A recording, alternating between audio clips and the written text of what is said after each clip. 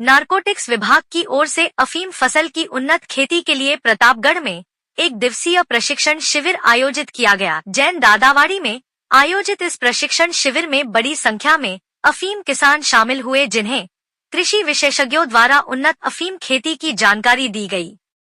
जिला अफीम अधिकारी खंड प्रथम LC पवार ने बताया कि प्रतापगढ़ जिले में बड़ी संख्या में किसान अफीम की खेती करते हैं। किसानों को अफीम खेती की उन्नत तकनीक के विषय में जानकारी देने के लिए जिले के अरनोद, दलोट, सुहागपुरा और प्रतापगढ़ क्षेत्र के अफीम किसानों के लिए 1 दिवसीय प्रशिक्षण शिविर आयोजित किया गया। यहां पर जैन दादावाड़ी में आयोजित इस प्रशिक्षण शिविर में किसानों को कृषि विशेषज्ञों द्वारा अफीम खेती के लिए खेत तैयार करने और फसल लेने तक की संपूर्ण तकनीक से अवगत करवाया गया। पवार ने बताया कि अफीम किसानों की आय को बढ़ाने के लिए इस तरह का प्रशिक्षण शिविर खंड द्वितीय में भी आयोजित होगा। किसान अपनी उपज का अधिक से अधिक लाभ किस तरह से प्राप्त कर सकते हैं, इस विषय में प्रशिक्षण में जानकारी प्रदान की गई। श्रीमान नारकोटिक्स आयुक्त महोदय दिनेश बौद्ध साहब, श्रीमान उप नारकोटिक्स आयुक्त महोदय डॉक्टर संजय मीणा साहब के निर्देशानुसार नारकोटिक्स के प्रत्येक कार्यालय में अफीम कृषकों को उन्नत किस्म की खेती करने के लिए प्रशिक्षित करने हेतु 1 दिवसीय कार्यशाला आयोजन करने का निर्देश दिया गया था। इसी क्रम में जिला अफीम अधिकारी प्रथम खंड के कार्यालय में किसानों को प्रशिक्षित करने के लिए बुलवाया गया, जिसमें उदयपुर के कृषि विशेषज्ञों को बुलवाकर किसानों को प्रशिक्षित किया गया।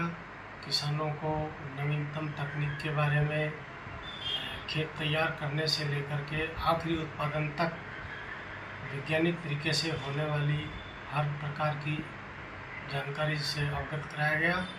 यह कार्यशाला बहुत ही लाभप्रद रही। मैं समझता हूँ कि हमारे इस खंड के समस्त अफीम कृषकों को इससे लाभ हुआ होगा और भविष्य में भी इस प्रकार की कार्यशालाएँ आयोजित होती रहेंगी।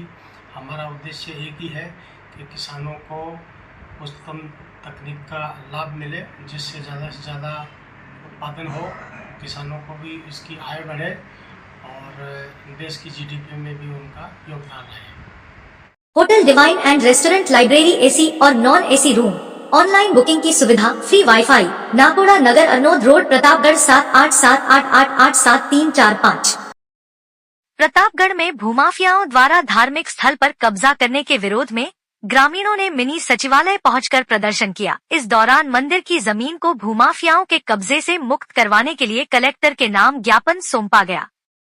भुवासिया निवासी ग्रामीण सत्यनारायण ने बताया कि गांव में इमली चौक में महादेव का स्थान है। अति प्राचीन महादेव के इस स्थान पर चबूतरा बना हुआ है, पास ही बावड़ी है और पानी की टंकी भी बनी हुई है, लेकिन भू माफियाओं ने राजस्व रिकॉर्ड में गिरदावर और पटवारी के साथ मिलीभगत कर इस जमीन को अपने नाम चढ़वा लिया और कई लोगों को बेचान कर दिया। हाल ही में भूमाफियाओं ने मंदिर की इस जगह पर कब्जा करने की नीयत से पोल गाड़ दिए। ग्रामीणों ने जब उनको रोकने का प्रयास किया तो धमकियां देने लगे और चेतावनी दी कि मंदिर का निर्माण यहाँ किया तो वह तोड़ फोड़ करेंगे। भूमाफियाओं ने इस दौरान ग्रामीणों को धमकाया और जमीन के इधर नहीं आने की चेतावनी दी। ग्रामीणों ने कलेक्टर के प्रतिनिधि को सौंपे गए ज्ञापन में राजस्व रिकॉर्ड में हेराफेरी करने वाले अधिकारियों के खिलाफ कार्रवाई करने की मांग करते हुए इस जमीन को भूमाफियाओं के कब्जे से मुक्त करवाने की मांग की। इस दौरान भुवासिया से बड़ी संख्या में ग्रामीण मिनी सचिवालय पहुंचे थे। प्रतापगढ़ के रामद्वारा में रामस्नेही संप्रदाय की ओर से स्वामी रामचरण महाराज का 273वां दीक्षा दिवस मनाया गया। कार्यक्रम में बड़ी संख्या में श्रद्धालु उपस्थित रहे। चातुर्मास संयोजक मनोहर लाल कुमावत ने बताया कि रामद्वारा में अंतर्राष्ट्रीय रामस्नेही संप्रदाय के संत बालयोगेश्वर दिव्येशराम महाराज का चातुर्मास चल रहा है। इसमें विभिन्न धार्मिक आयोजन हो रहे हैं।